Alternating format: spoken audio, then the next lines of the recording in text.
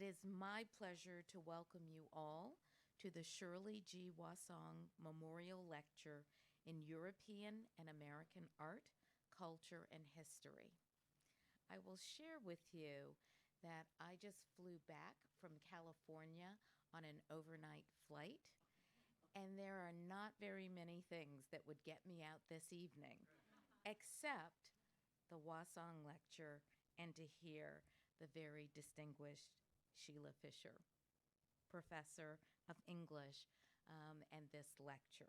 So tonight we're honored to have as the Wassong lecturer Trinity's own Sheila Fisher, professor of English, who will present her lecture entitled Within Opposing Cells, Questions of Women, Confinement, and Self-Expression. Is that still the correct title? Awesome. So, support for the Shirley G. Wassong Memorial Lecture in European and American Art, Culture, and History comes from a fund established in 1996 by Joseph F. Wassong Jr., class of 59, in memory of his wife, Shirley, and augmented with gifts from family and friends. The annual lecture features members of Trinity's faculty and guest scholars in alternating years. The lecturers are from various academic disciplines, and their topics range from antiquity to the present day. This year's event marks the 20th Wassong Memorial Lecture, so what a pleasure for us.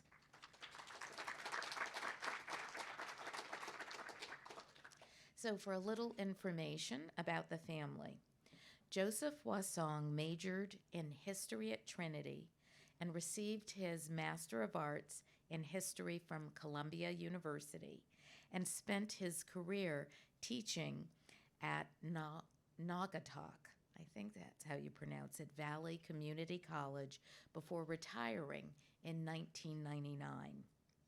Shirley Wassong was a graduate of Bryant College and spent her career as a dental assistant. She was a volunteer at St. Thomas Church in Thomaston, Connecticut, and the Thomaston Library and the Thomaston Visiting Nurses Association. She was a member of the Connecticut Historical Society, and at the time of her death in 1995 was the curator of the Thomaston Historical Society. Before I close, I also want to give special thanks to Trinity's Institute for Interdisciplinary Studies for their role in organizing this event. Without their hard work, the hard work of our dedicated faculty and staff, this event would not be possible. And thank you all for joining us today and for deciding to come inside on such a gorgeous day outside, but we'll all be able to enjoy a bit later. And I hope that you enjoy the lecture and the rest of the evening. Now I'm going to turn this over to Kate Berggren, Associate Professor of English and Co-Director of the Trinity Institute for Interdisciplinary Studies, who will introduce our lecturer.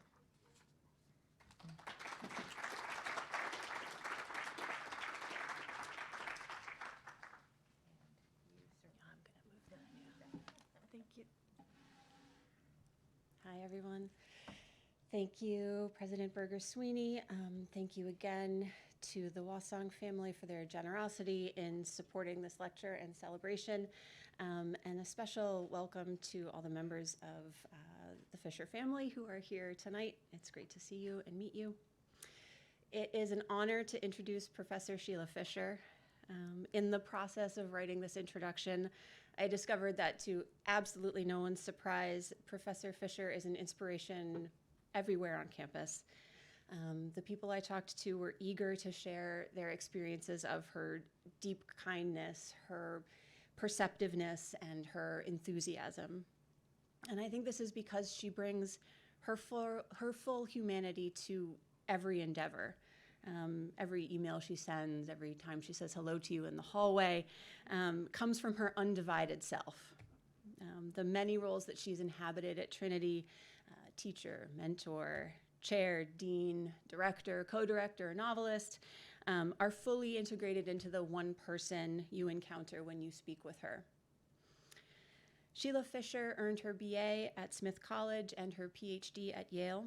She is the author of Chaucer's Poetic Alchemy, a study of value and its transformation in the Canterbury Tales, and the co-editor of Seeking the Woman in Late Medieval and Renaissance Writings, Essays in Feminist Contextual Criticism.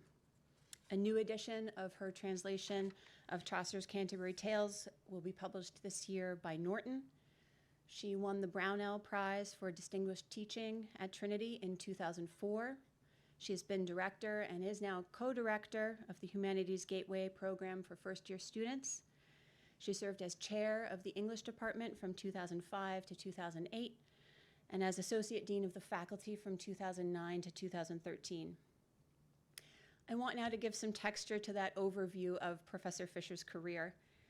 She's a scholar of medieval literature who has written about medieval women writers, Geoffrey Chaucer, and the poet who wrote Sir Gawain and the Green Knight. She has translated Chaucer's Canterbury Tales into modern English and is working on a translation of Chaucer's Troilus and Cressida. For those of you who haven't read Chaucer or just haven't read Chaucer recently, he wrote in Middle English, which any English professor will be sure to tell you is comprehensible to readers of modern English, but maybe not easily comprehensible.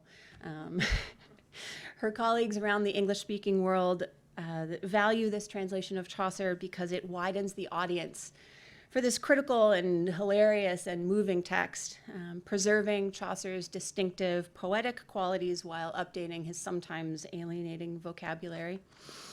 With this translation, instructors have been able to bring new aspects of medieval and feminist scholarship into the introductory classroom in pedagogically appropriate ways. It has also given medievalists the chance to see one of their central poems translated for our times through Sheila Fisher's expert eyes. In addition to her work as a scholar and translator, she is also a novelist, at work on a book about the medieval English mystics, Julian of Norwich and Marjorie Kempe. With this historical novel, she has shown her academic areas of expertise to be more than just professional interests. They are also the setting, the inspiration, the materials for her own artistic production. This novel is nearly complete, and it promises to be deeply imagined and felt, informed by a career's worth of scholarship. Her students, of course, value her brilliance and expertise in medieval literature, but they also talk about the privilege of growing under her guidance. They talk about the tremendous care she has shown for her students.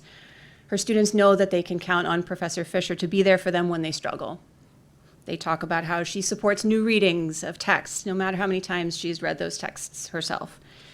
They talk about how her conceptualization of power and subversion affects their thinking in the classroom and beyond.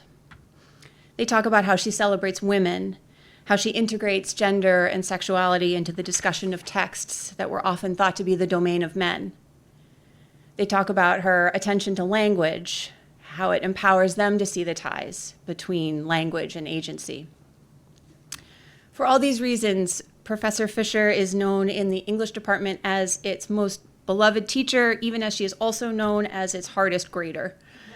As I'm sure all the teachers in the room know well, that is not an easy needle to thread, but Professor Fisher does it by treating students with the same kindness and respect that she shows her colleagues, challenging students to speak their minds and develop their own thoughts.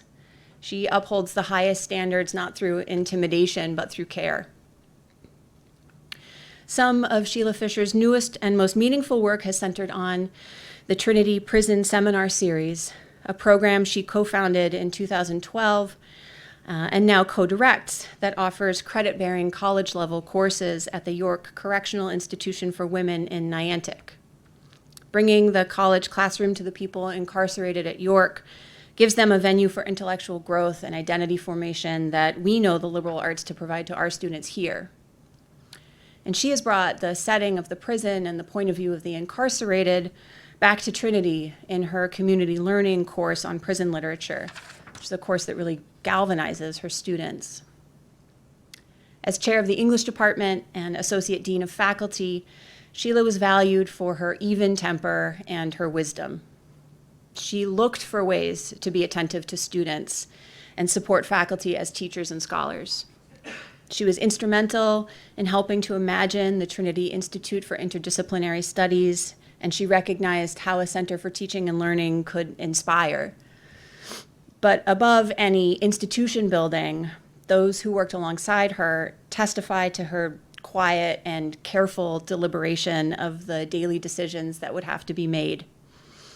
This deliberation had everything to do with making the Trinity community feel that they were part of a shared and humane society. In all these roles at Trinity, she has brought her full self to bear, her enthusiasm, her competence, her kindness.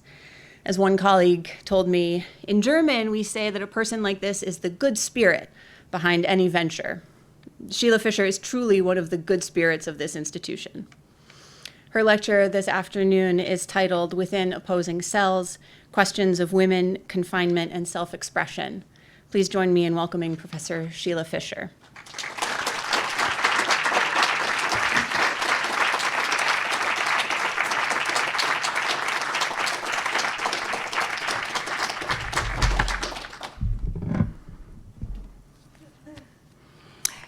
Thank you, Kate, for that introduction. I'm kind of verklempt. It's really gorgeous, and I'm deeply humbled. So thank you so much.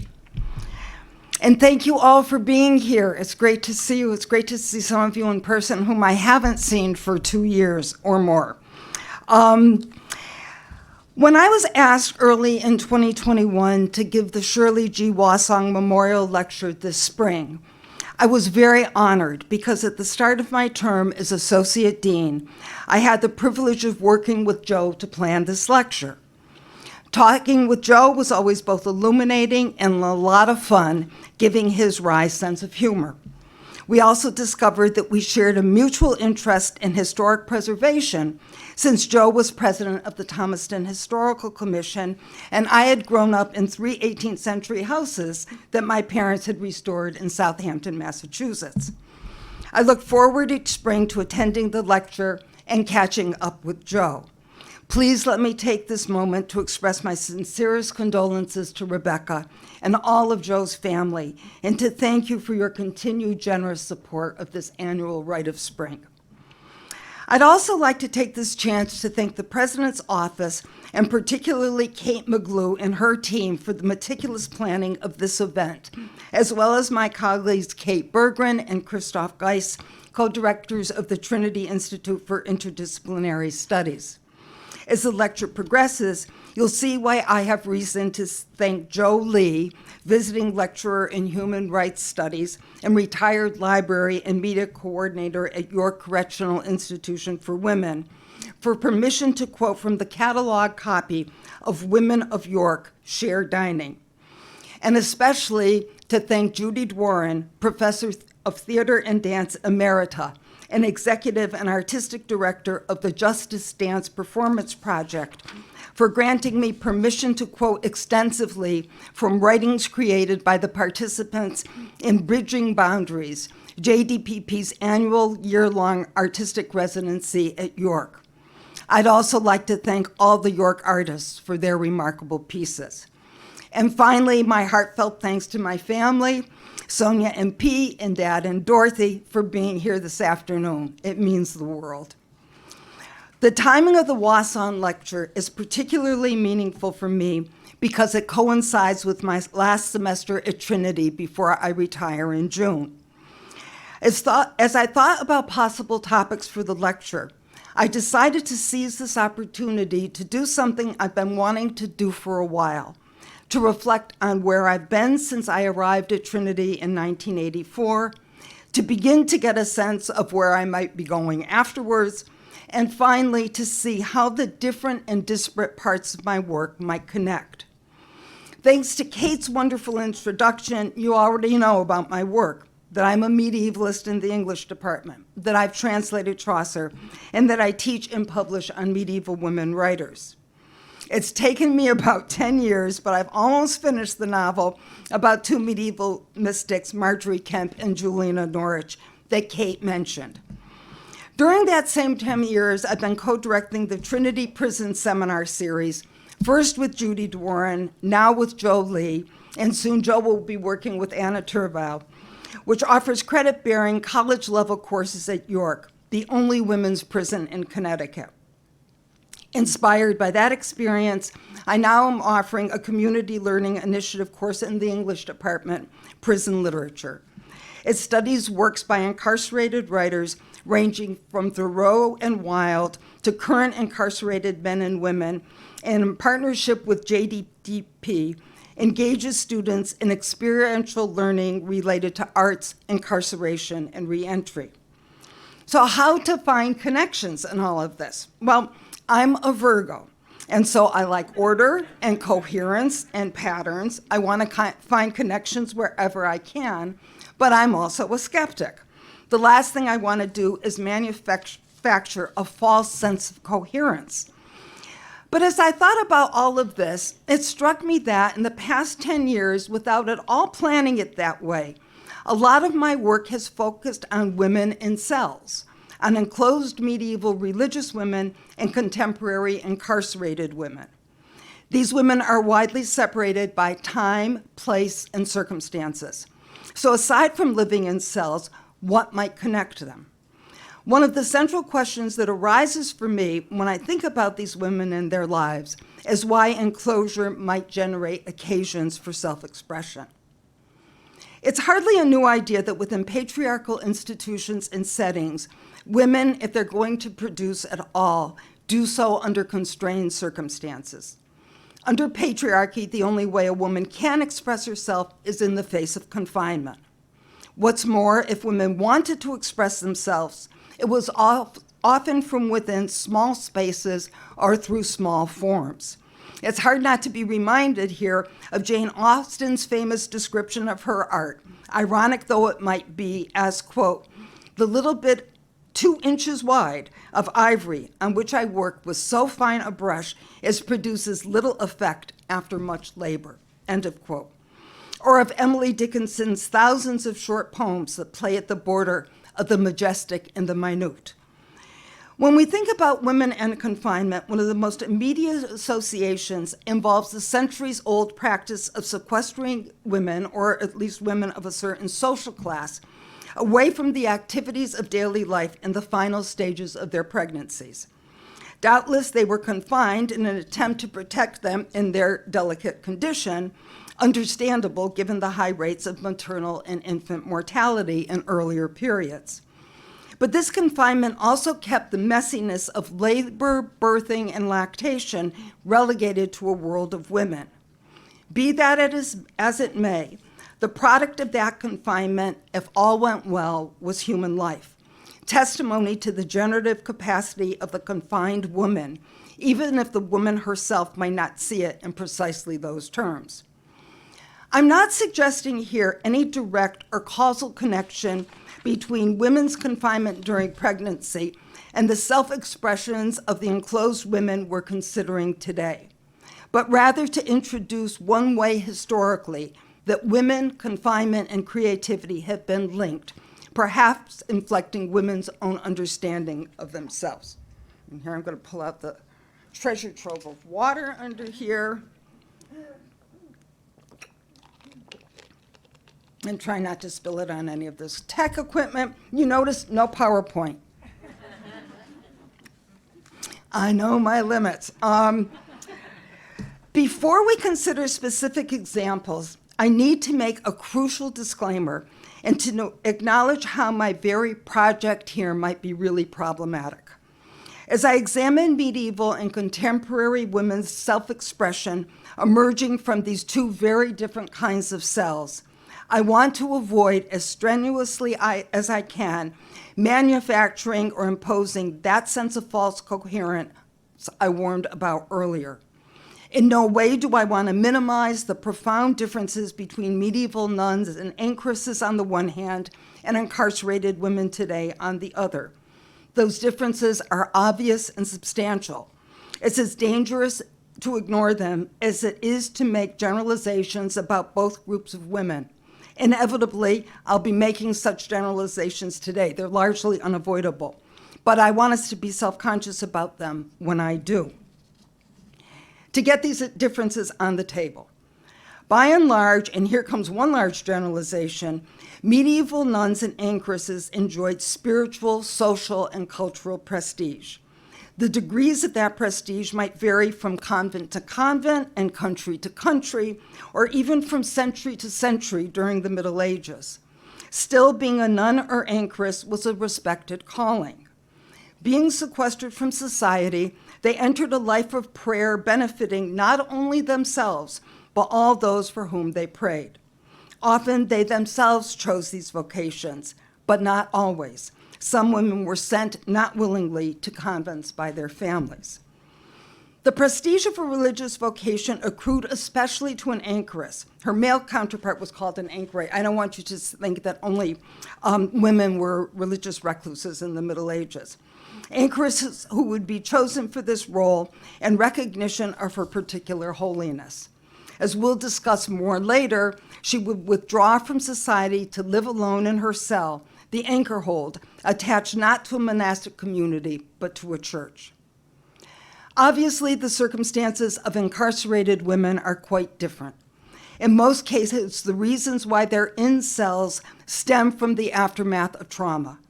Not only does their sequestration do very little to benefit society, but it can further damage women and their families.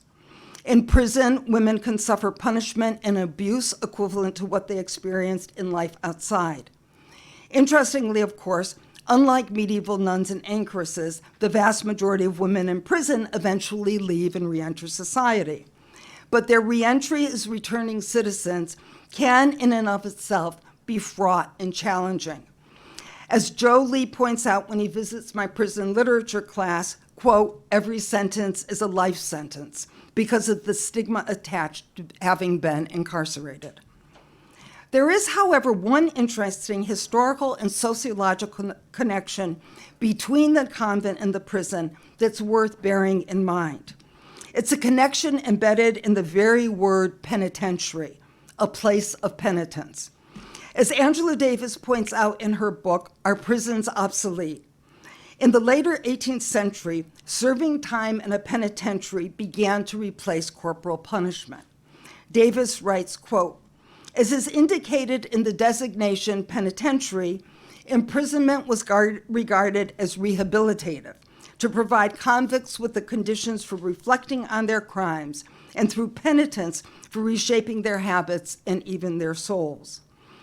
While the penitentiary system, based as it was on the monastic model, was considered more humane than corporal punishment, as Davis points out, quote, the contention that prisoners could refashion themselves if only given the opportunity to reflect and labor in solitude and silence disregards the impact of authoritarian regimes of living and work.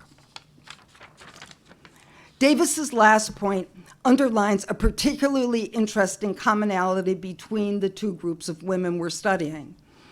Both groups find means of self-expression within cells situated in highly structured institutional settings. These places are intentionally restrictive and regulated, governed by authoritarian regimes devised for women, primarily by men. These are spaces and conditions even more rigid and circumscribed, of course, than what women encounter on the outside. Within these contexts, women's mental health can fray, and they can retreat further into silence. Nevertheless, in some cases, despite these factors, women find means of self-expression that sometimes, by their very own admission, they could not have imagined before. It's important to resist looking too optimistically at what, in general, women could achieve in convents, anchor holds, or prisons, or the resources available to them there.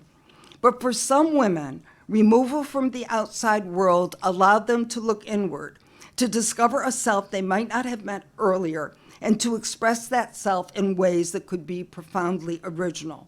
So how did they do it? One answer for both groups of women is education. Arguably, one of the reasons they found means to express themselves is access to learning they might not have had in the outside world, depending on historical period, social class, race, or all of the above. Interestingly, for both groups of women, education could be considered suspect. It could be seen to make women unfeminine, defiant, and deviant. Education, after all, could give them ideas. Medieval religious women shouldn't teach or preach, they were told, which doesn't mean they didn't. For incarcerated women, access to educational and arts programming can stir resentment among some prison officials and members of the public alike. Yet paradoxically, for both groups of women, the expressions that learning helped them create could bring them respect in these very institutions, as well as in the outside world. And in particular, the education women might receive in prison can gain them respect from their families, friends, and communities, even as it builds their own self-respect. Now for some specific examples. To see how access to learning, broadly defined, plays out in relation to the self-expression of enclosed women, we'll move chronologically. Women who became nuns in the Middle Ages were mostly from upper classes, and so they could be presumed, and this might be a generalization too, to have had some education before taking vows. It would continue in the convent, which many women entered when they were still children. There they might have the time and resources to deepen their learning and to apply it in ways unavailable to them in the secular world. To see how this might work, we'll consider three very different medieval enclosed women: Heloise, Hildegard of Bingen, and Julian of Norwich. Granted, these women could be considered exceptional, belonging as they did to the elite. Socially, in Hildegard's case, she was actually a member of the nobility. Intellectually, in Heloise's, her uncle Fulbert brought her to Paris to be taught by Peter Abelard, a prominent intellectual of his day. Spiritually, in Julian's case, she herself became a strikingly original theologian. To begin with Heloise, the result of that tutelage with Abelard, of course, was their legendary and disastrous love affair, which landed Heloise in a convent much against her will. That this was not her choice, she makes abundantly clear in her most famous writings, her letters to Abelard, which express with passionate ferocity her pain at finding herself in a convent, separated irrevocably from him. In one of her letters, she writes, quote, "My love rose to such heights of madness that it robbed itself of what it most desired beyond hope of recovery, when immediately at your bidding, I changed my clothing along with my mind," end of quote. She says that she loves him so deeply that rather than being called his wife, they had in fact gotten married, quote, "Sweeter for me will always be the word mistress, or if you will permit me, that of concubine or whore," end of quote. That's where the quote should end. She accuses him of never loving her. Quote, "It was desire, not affection, which bound you to me, the flame of lust rather than love." It's really remarkable to think of these words being written in a convent.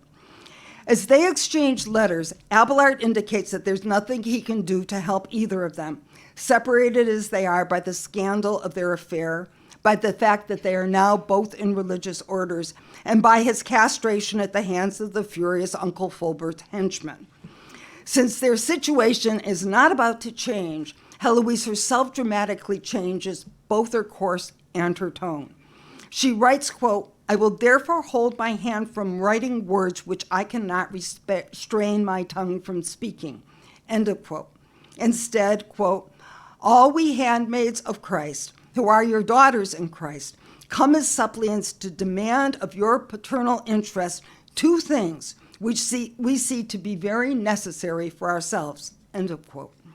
She asks Abelard for the history of their order and for letters of direction specifically designed for nuns to supplement the Benedictine rule designed for monks and applied generically to women. In this transition, Heloise changes from the woman, wife, mistress, and goes on to become one of the most venerable, respected abbesses of her time, as we see in her exchange of letters with Peter the Venerable. It seems that eventually she found some solace and an outlet for self-expression within her convent. Hildegard of Bingen's prodigious learning was likely fostered by the library in her home monastery at Dissebodenberg, which she entered as a young child. It was what was called a double monastery, housing both men and women in adjacent but separate communities. When, despite the resistance of her abbot, Hildegard founded her own women's community on the Rupertsberg River near Bingen, she was able to grow an impressive monastic institution for women, which had, among other endowments, its own scriptorium. Hildegard's extraordinary textual output testifies her learning and also to what might have gone on in that scriptorium, and ranges across a wide variety of genres, from medieval tracts to herbals, from drama to music, and from moral treatises to histories. Significantly, Hildegard was also a mystic, whose visions began when she was quite young and continued throughout her life. She describes what happens during her visions with remarkable precision and clarity. Quote, "My soul ascends to the heights of the firmament and spreads itself out among various peoples very distant from me in faraway regions and places," end of quote. Her visions are extraordinary examples of expansion within confinement. As she records in her text, the Scivias, her visions can be cosmological in their scope and meaning.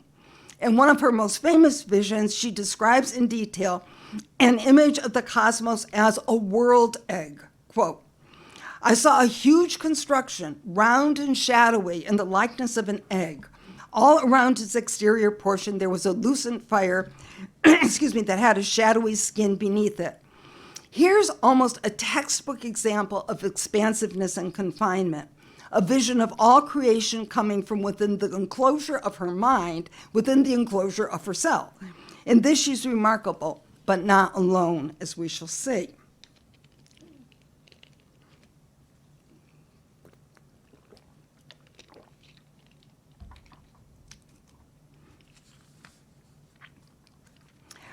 The last enclosed medieval religious woman we'll consider is Julian of Norwich. I feel as though I know her most intimately because she and Marjorie Kemp are the two poles around which my novel revolves. Julian, like Hildegard and Marjorie Kemp, was a mystic. Her 16 visions came to her during a severe illness when she was 30. She never had visions again. Almost nothing is known about her life before her illness, whether she was a nun or a wife or a mother, but at some point, and it's not exactly clear when, but probably within the decade after her visions, she became anchoress at St. Julian's Church in Norwich. The process of becoming an anchoress explicitly involved the embrace of death in and to this life. One attended one's own funeral. The requiem service was followed by immurement, being walled up in a cell for the rest of one's life. To be an anchoress was, in a sense, to choose a life sentence even more constrictive than that of a nun. But an anchoress would be valued in her community, not only for the reason nuns were valued, but because she remained, oddly enough, part of her community, even separated as she was from it. Through the window of her cell that opened to the outside world, she was available to offer spiritual counseling to those who sought it. For whatever reasons Julian became an anchoress, one possibility is the time she'd have to contemplate the meaning of her visions, whose substance focused primarily on vivid viewings of Christ's passion.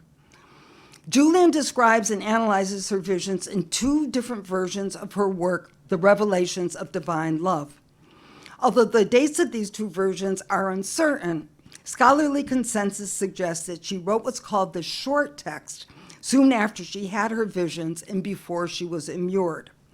She herself tells us that she produced long text after contemplating her visions over the course of another 20 years, likely, I'd argue, after the immurement. If this is correct, it suggests how fertile the time within her cell became.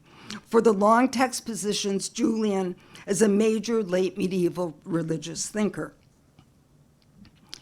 One of the hallmarks of her originality involves her ruminations on the idea of Jesus as mother, which she develops significantly in the long text. Julian isn't unique among medieval theologians or mystics in ascribing maternal traits to Christ, but she goes the furthest in exploring their implications. She writes, for example, and this is just a sampling, that, quote, Christ who engenders good against evil is our very mother. We have our being from him, where the foundation of motherhood begins with all sweet protection of love which follows endlessly. All the fair work and the sweet kindly offices of beloved motherhood are appropriate to him. And she goes on much further to develop this idea. Within the tomb of her cell, Julian contemplated the maternal fecundity of Christ in a way that places Jesus as mother alongside God the Father, squarely locating the feminine in the Trinity. One can only imagine, and heaven knows I've tried, how these contemplations inflected her meeting with Marjorie Kemp, who came to visit Julian at her anchor hold and talked with her over the course of several days. Marjorie, who was about to embark on her pilgrimage to the Middle East, Saul's husband, and Saul's 14 children. Maybe one of the reasons she made the pilgrimage. And now we move forward in time.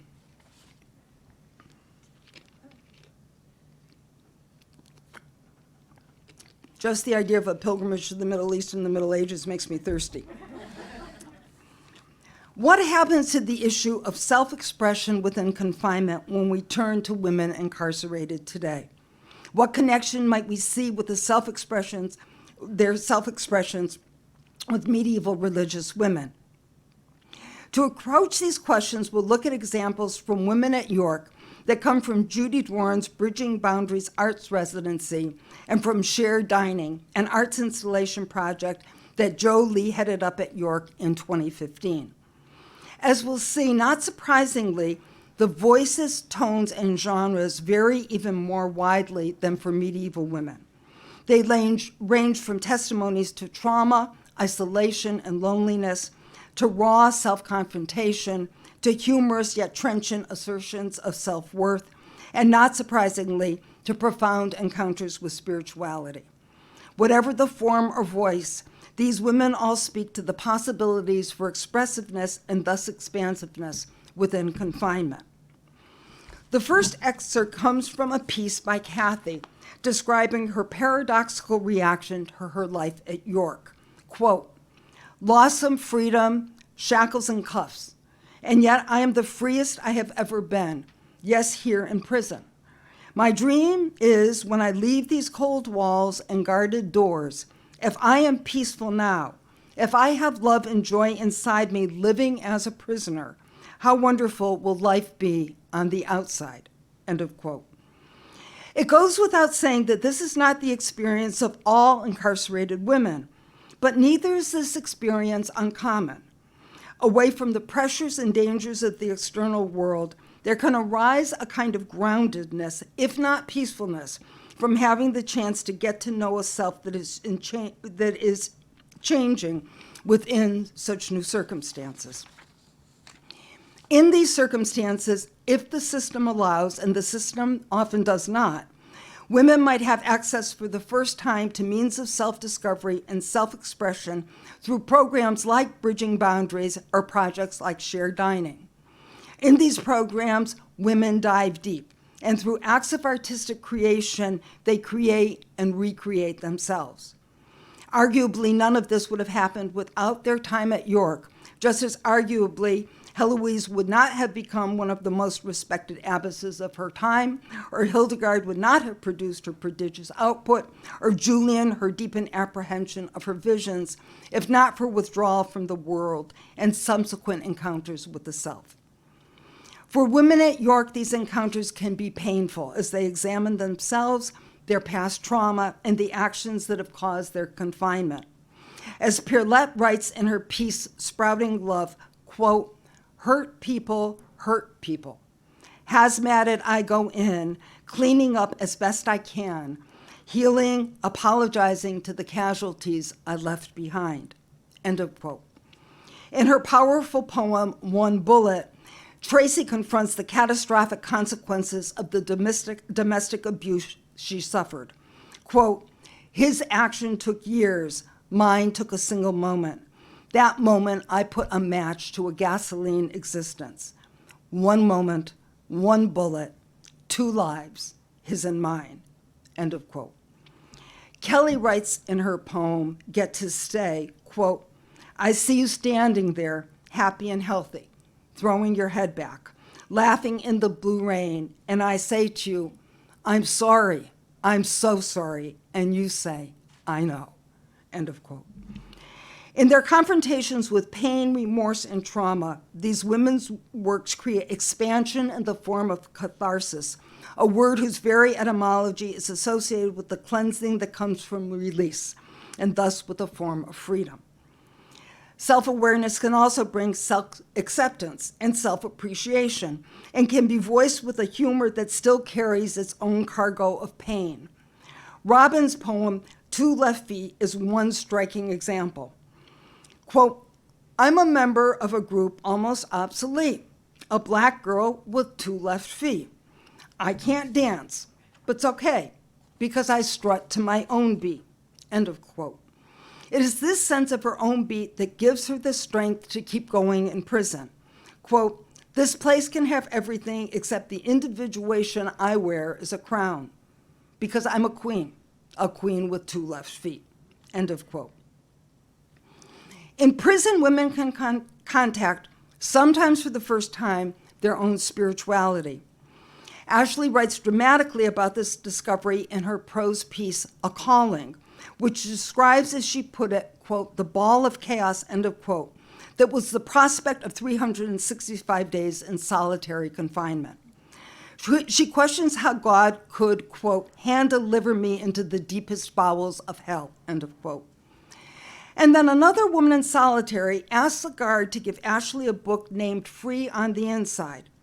As she reads it, Ashley begins to feel that she is, quote, no longer seeing a cell, but my personal exclusive sanctuary for the Lord, end of quote. Like many other incarcerated women, and like medieval enclosed women, Ashley writes that she, quote, was now learning to embrace the stillness, end of quote. Stillness is a theme that arises often in these women's writings, where it is both a cause and effect, a means and an end. Mary writes in her prose piece, A Space for Spirit, about the, quote, back corner of my prison cell, little more than 1 cubic foot of space, where I can make time for soul, mind, and spirit, end of quote. She describes the images she's taped on the walls and concludes, quote, it is in this place of stillness that restorative justice is born, end of quote. Like Judy Chicago's art installation piece, The Dinner Party, on which it was modeled, the shared dining project at York asked its participants to think of a woman, quote, living or dead, real or fictional, with whom you would like to share a meal, end of quote. And then, like Chicago, to design a table setting including plate, cup, and placemat/runner commemorating that woman. The goal, as with Judy Chicago's work, was to give women who've been written out of history a, quote, place at the table. The York women's choices ranged from their own mothers and aunts to Shakespeare's Juliet, Malala Yousafzai, and NASCAR driver Danica Patrick. But many participants chose female figures with religious or spiritual associations, from Eve and the Virgin Mary to a collective goddess figure called feminine energy. And even if the women didn't choose religious figures as their subjects, their artist statements for the catalog often spoke in spiritual terms.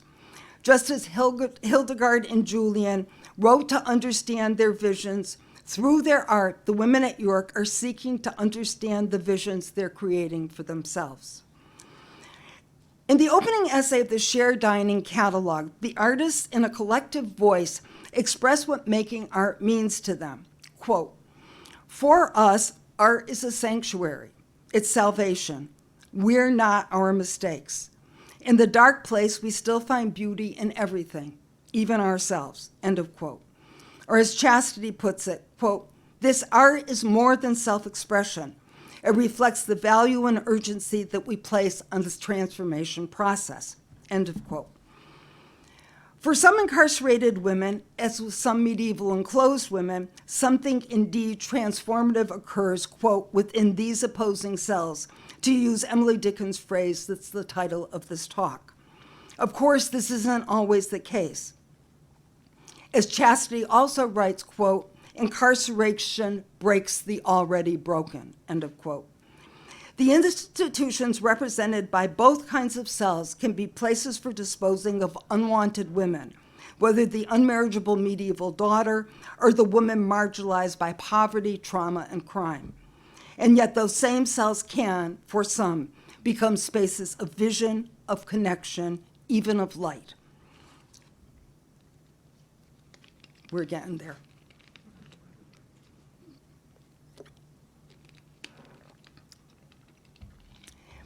This brings us to two final, and I think related issues that I'd like to mull over with you today. First, the issue of how the pandemic might help us to understand issues of confinement and self-expression. And second, the issue of confinement in relationship to embodiment, how we become more conscious of living in our bodies, the more we're confined and the more our time is governed by rules and regulations not our own. Our experience of near lockdown during the early months of the pandemic, and those experiences, of course, vary widely depending on our individual circumstances, gave us more of a sense of what it would be like to be a person enclosed than we might otherwise ever have known. We couldn't see family, or only at a distance. If we weren't in each other's pods, we shouldn't embrace. Of course, we could flout all those rules and regulations, and a lot of folks did, but most of us knew that if we broke the rules, we get our freedom back. If we chafed against those rules and regulations, we might now be able to understand with greater compassion what it's like to do time, especially when you have relatively little control over how your time is spent. During the pandemic, we also learned the importance of touch and the pain of its absence. And we learned in new ways what it means to be shut up with and in our own bodies. If we lived alone, ours were the only bodies we were around in 3 dimensions for weeks on end. If we didn't live alone, the constant presence of other bodies within an enclosed space could create real pressures and challenges. The pandemic's isolation lets us understand more fully what it might be like to be enclosed for long periods of time, alone with one's own body, yes, but also living in close physical proximity to the same people in a space you can't leave day after day after day. Becoming more aware of our own bodies through and within the confinement of the pandemic lets us understand in new ways the lives of enclosed women, medieval religious women, contemporary incarcerated women, women in general during the pandemic, because the pandemic, as we know, has weighed disproportionately on women. There are marked differences among these 3 scenarios, of course, and I don't mean to elide them.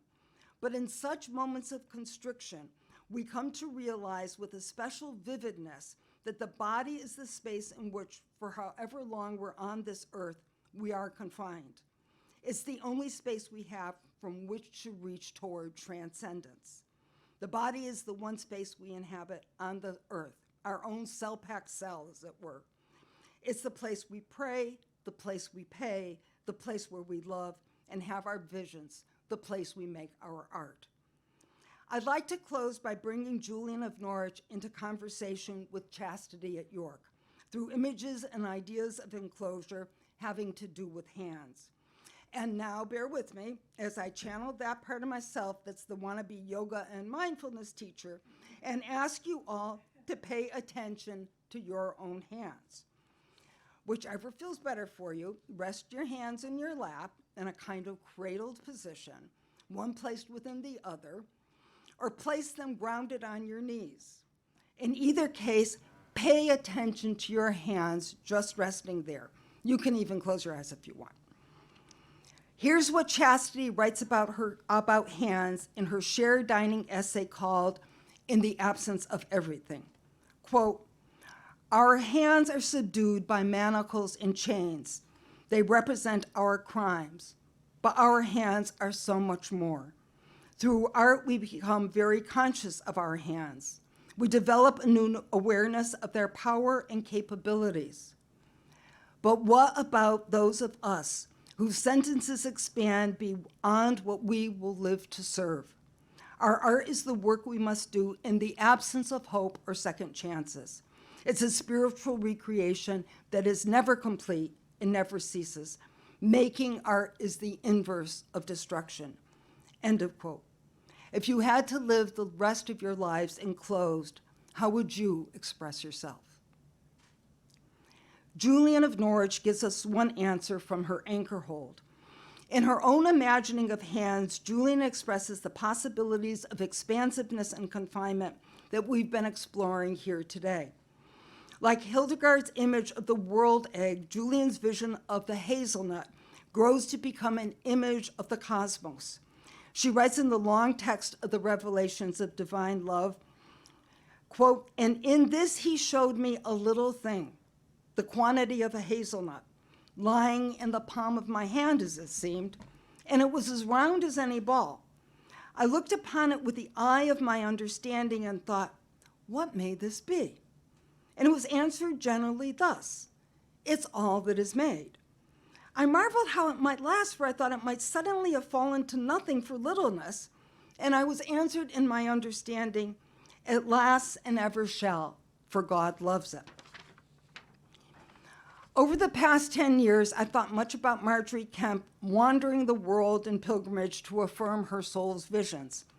But I've thought even more about Julian, immured in her cell, about the students and artists at York, and about the ways these very different women find expression in confinement.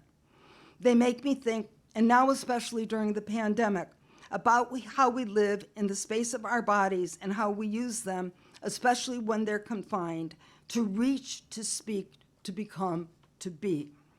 I thought about this a lot as I've tried to imagine Julian into being.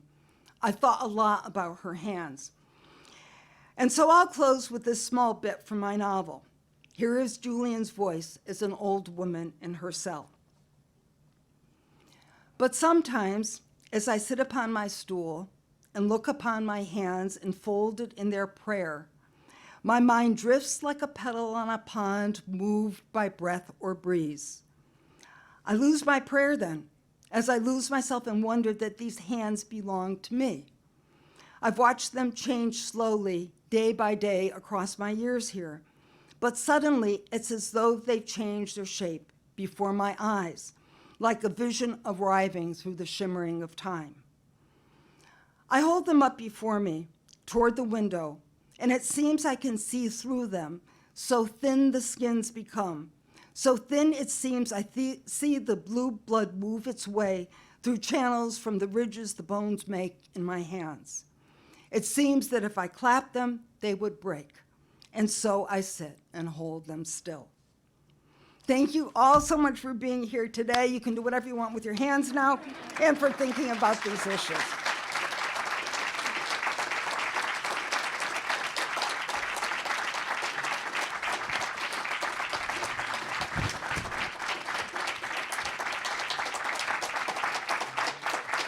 Thank you.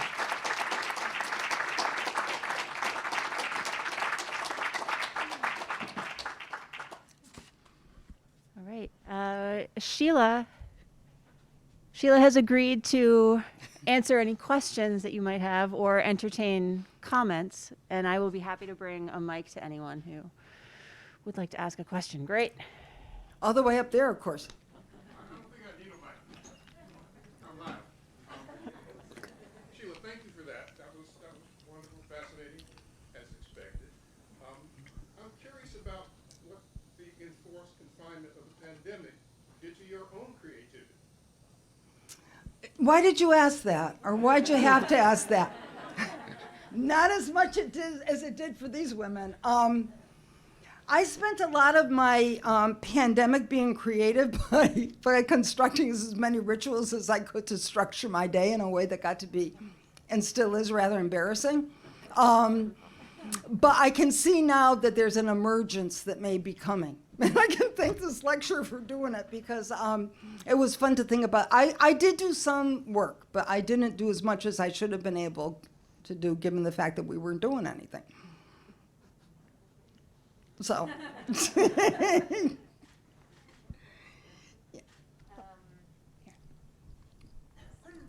case I can't be heard. So, thank you, Sheila. I welcome. thought it was a really brilliant blending of medieval cells and modern cells, and then bringing it into the real present with the pandemic. So thank you. I just found it a fascinating lecture. But one thing I wonder is, how did you get interested in the prison work? When did it start for you, and how did that become clearly one of your passions? I think I first got interested in prison work a number of years ago when our late colleague Fred File would go into, I forget which prison it was, I don't know if you remember Maurice, and do nonviolence intervention programming. And I thought the idea of doing that kind of programming was just incredible, but I never did anything about it. And then when I became associate dean under Irina Freyden, some of Rena's own work has to do with drama that comes out of a carceral setting. And she had gone down to York to see one of Judy's arts residencies, the performance of the arts residency. And she came back to me and she said, find some way to get more Trinity faculty members involved in this. And I thought, well, good, I've always wanted to do something like this anyway. And I knew Judy, but I didn't know her as well as I know her now. And so we decided that we would see if we could do something like offer a college course at York. And the first time we did so, we had to do it as a non-credit bearing course because the state did not yet allow a private institution to offer courses, like a kind of private donation to a prison setting. But eventually we were able to offer college courses that did bear credit, and that made all the difference in retention and things like that.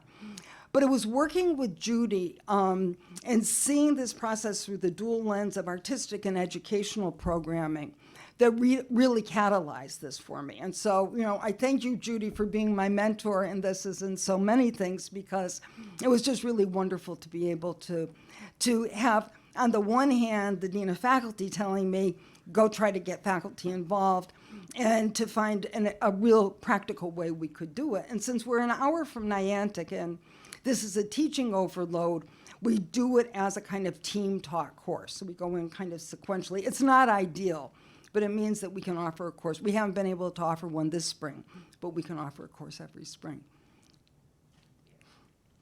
This mic is not on, and so I'll just call on Eric. So Sheila, as being one of the guinea pigs of the I remember. experience, I just wanted to share something that I learned. So I was asking the students to explore the presence of music within the incarcerated institutional setting. And because I was, like, my idea was for music being able to take you somewhere and transcend the boundaries that you can't traverse. Mm-hmm. But the most profound response that still sticks with me today is that there was a Puerto Rican student who said to this day she can't listen to salsa music because it takes her to her living room dancing with her daughter, and that was a place that she couldn't go. Yeah, yeah. I mean, one of two things, and it's probably more than one of two things, but one of two things happens within a prison setting. Either you just can't go to those places because it's way too painful, or you create any opportunity to go to these places because it's the only thing that's keeping you, mind, body, and soul together. And I think that sometimes through the kinds of work that JDPP's programs can do, And it's a gradual process from what I've been able to observe in Judy's process. Through what they can do, it takes time, it takes patience, it takes effort, and sometimes some kind of healing can eventuate, and sometimes it's just not going to get there. But yeah, thank you for sharing that reaction.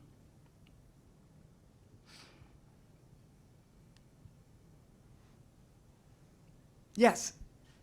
Can I go again? Sure. Sure. This business of, is it the anchoress? Is that the term? Yep. Obviously, I know nothing about that. So could you give us more details about that? How much time you got? Okay. The anchoress and her male counterpart, the anchorite, are different from hermits, which are a different kind of religious recluse. Hermits were primarily men who would withdraw into remote, rural, or desert settings and just live hyper ascetically. And in order to contemplate God, some of them were visionaries, and they had very little to do with the outside world unless a traveler was going by, and a hermit would be obliged to, from his very small store, offer the traveler some kind of hospitality. An anchoress or an anchorite was a man or a woman, generally, although not exclusively, in a village, town, or urban setting. And they would be chosen, so far as I understand it, because they were marked as being particularly holy. And there would be a kind of recruitment process. And then what would happen was that you would have to have some kind of basically subvention that was going to pay for you living in that cell. So you relied on the kindness of strangers. It wasn't necessarily the church to which you were next that was going to pay your whole ride while you were sitting in the cell praying. And so if you look at the archive, with Julian, for example, we think she lived somewhere beyond 1416 because there are archival records of donations being made to her support. And so an anchoress or an anchorite would live within a cell attached to a monastic, or not a monastic, a religious institution. And their job would be, like the monk or the nun, to live in seclusion and pray for themselves, pray for greater communion with the divine, and pray for the souls of all the sinners out there outside the anchoritic walls. But they were also there as spiritual counselors, or another means of spiritual counsel. And that could get to be a little bit of a problem, because if everybody's having a spiritual hard time and they want to talk to the anchoress or the anchorite, they're not getting much time for contemplation. So there was a kind of regulation of the flow of people by the anchoritic window. The anchoress or the anchorite, and a friend of mine who went with me to Julian's cell at Norwich, just does not get over ribbing me about that when I talk about the religious recluse, and she'll say, yeah, the poor religious recluse. The anchoress or the anchorite generally had somebody who would make their meals, kind of push them through the little slot, take away what you can imagine accumulated in the cell, bring in clean stuff to replace the dirty stuff. And so, as my friend Julia points out, they paid for her to be there. They cleaned her messes up. Well, it's a little bit cheeky. But there was a sense with anchoresses and anchorites that they were not supposed to live a life of the kind of asceticism that a hermit would embrace. You weren't expected to mortify the flesh. You weren't expected to indulge it, but you didn't have to fast, you didn't have to starve.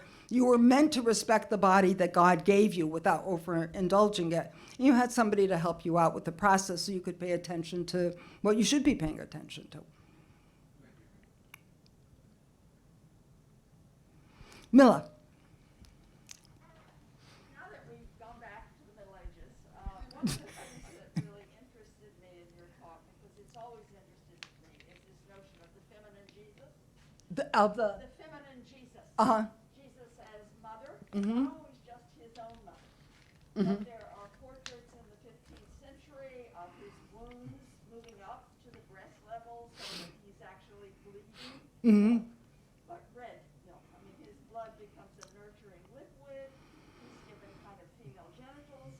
And I think that whole question of what it means to have a suffering Christ has to be feminine in a way if that figure is going to be nurturing. And so there are really kind of important gender questions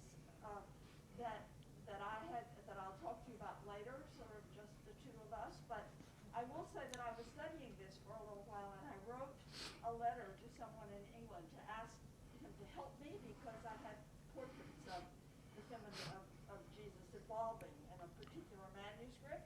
And he wrote me back and told me to forget I ever heard of it. Right? He said, you will be crucified if you mention this in the literature. So just forget you ever noticed this and go on with your life. So I think there is a good deal of resistance in the higher levels of the Catholic Church itself to this idea that there was ever a gender question linked to the figure of Christ himself. I don't know what this gentleman does with Carolyn Bynum's Jesus' Mother book then. This was after Bynum's book came out. Yeah, I mean, He threw it in the trash. we'll talk. Interesting. Yeah, I mean, the iconography that Milla's pointing out, that is the iconography of the lactating Jesus, so the sword in the side becomes the lactating breast. And some of the images that are associated with Mary, where she, puts up the wings of her blue cloak, and there's all the souls of Christendom underneath it, are also ascribed to Christ. So that there's this real crossover there, having to do with the fact that he's the God who happens to be made flesh. Right. That woman is called a sheltering Madonna, and that is precisely the image that I had to trace. Yeah. By starting as the sheltering Madonna, but then by the time you move towards Protestant English, in the same manuscript, that figure had become the Ancient of Days, a hoary man with a beard about 5 feet long. Yeah. Sitting on a huge throne. And he had begun as this feminine figure embracing under a cloak, altogether folk. So yes, that's exactly the evolution.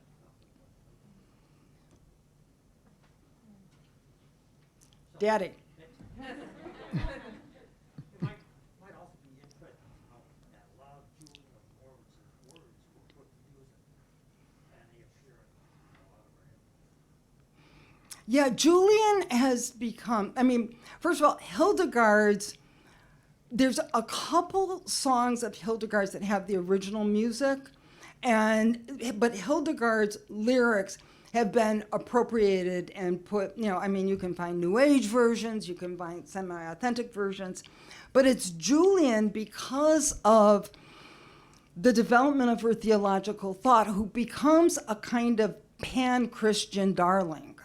She's not, she can be appropriated by Protestant denominations in ways that other Catholic saints who are not quite as congenial can be. And so some of her writings, her mantra is all shall be well and all manner of things shall be well. And you think, well,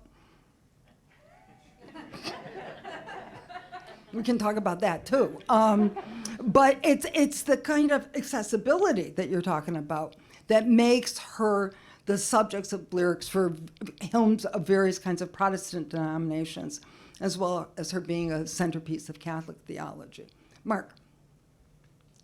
Just quickly, it is important to remember, as Caroline Bynum points out, that the first images of Jesus' mother comes from medieval monks.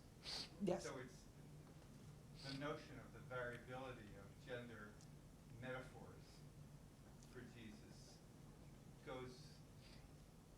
it encompasses both genders in terms of religious treatment. Right, which is why, as I pointed out, she's not the first. And this is not just a solely female appropriation of female imagery to talk about the second person of the Trinity.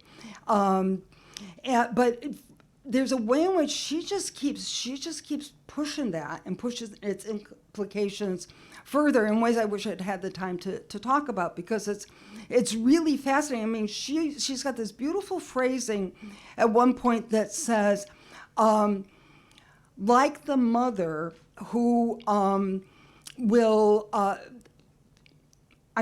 not going to get it exactly, but the mother's love is constant, but it changes as the child's needs grow and change. I mean, there's a really kind of intimate, very kind of earthy appropriation of it, and an exploration of the kind of organic nature of maternal love, which is really interesting. Jane. So, if you don't mind leaving the medieval era and going back to York, first of all, let me just say that was a fabulous lecture, and I was absolutely riveted. Thank you. I wondered if any of the poems or writings of the women that you encountered through the prison project related at all to gardening. To gardening, because I know that there was a project there to do gardening around the prison some years ago. I know people who were involved in that, and there was. I was reminded of this today in one of the classes that I teach. We were reading Angela Garcia's book, The Pastoral Clinic, which is about addiction and incarceration in New Mexico, and how gardens become something of a solace and a relief from the omnipresence of the addicted world. So I'm wondering if you found any relation, any references to that kind of thing in the writings that you came across. Judy would know more about this than I would, about writings that have been produced that talk about gardens, because you did a whole piece called The Garden Seat, didn't you? Yeah, we did a piece at York, putting the garden, and then taking meditations on garden scene when people get outside. But yes, there is gardening that happens at York, right. Minimally, and they do write about gardens, and nature and that. Yes, Napa Valley obviously was a very big topic in that. Thank you. Dorothy. Well, in our church, we refer to God as Father and Mother. And we also learn that we're created in God's image. So that's male, female. So if you follow that reasoning, Christ would be male, female. And yeah. If you trace it back to Catholic theology, one of the things that's really interested in this whole issue of the gendering of the soul is that one of the words for soul in Latin is anima, which is a feminine noun. And so there is implicit in the fact that every Christian is seen to have a soul. It's implicit that that part of the soul that gets saved is a feminine part of the being. So that there can be this sense of this kind of, I don't want to use the word androgyny of the self, but certainly a sense that there can be what we would today call a kind of gender fluidity that goes on in the conceptualization of the soul. And in that, and I mean, this kind of gendering is a little bit less pleasant. The sense that if there is the Trinity conceived of as male, and the soul which is conceived of as female, that Christian soul is subservient to the male God in the same way that that women should be subservient to men, in the same way that the church, which is in the Middle Ages rendered as female, can be subservient to the male. So, but again, in medieval Catholic writings, this is not anything that's graven in stone, sort of all over the place. Any further questions? All right, you are all invited to join us for our reception now at Hamlin. And let's thank Sheila one more